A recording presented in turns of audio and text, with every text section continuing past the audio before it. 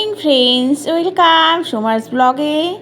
আজকে নিয়ে এসেছি একটা বিটরুট দিয়ে স্ন্যাক্সের আইটেম, যেটা সকাল এবং সন্ধ্যায় দুটোইতেই খাওয়া যায়। ব্রেড দিয়ে কিভাবে বানাচ্ছি দেখুন। অনুরোধ রইল পুরো ভিডিওটা দেখার জন্য। প্রথমে দিয়ে দিচ্ছি হচ্ছে তেলের মধ্যে 5 ফোড়ন, তারপরে বিট আর গাজরটাকে পেস্ট করে নিয়ে সেটা দিয়ে দিলাম।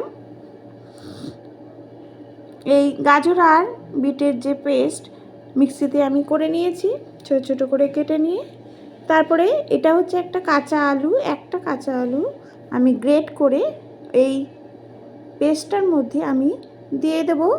এটা কিন্তু কাঁচা আলু, এটা কিন্তু সেদ্ধ আলু নয়, এতে টেস্টটা কিন্তু আরও ভালো হয়। তারপরে দিয়ে দিচ্ছি হচ্ছে হলুদ আর নুন আর একটু জিরের গুঁড়ো, আর নুন মিষ্টি কাঁচা লঙ্কা দিলেই কিন্তু এই পেস্টটা রেডি হয়ে যাবে। কিছুক্ষণ রেখে দিতে হবে কড়াইতে, তাহলে এটা জলটা পুরো টেনে দিয়ে খুব সুন্দর একটা পুর রেডি হয়ে যায়।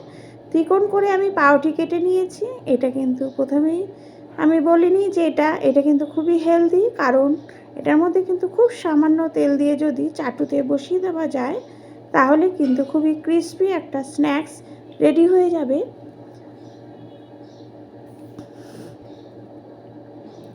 যদি ভিডিওটা ভালো লাগে অবশ্যই কিন্তু বেল আইকনটা প্রেস করবেন এবং কমেন্ট করবেন। Thank you.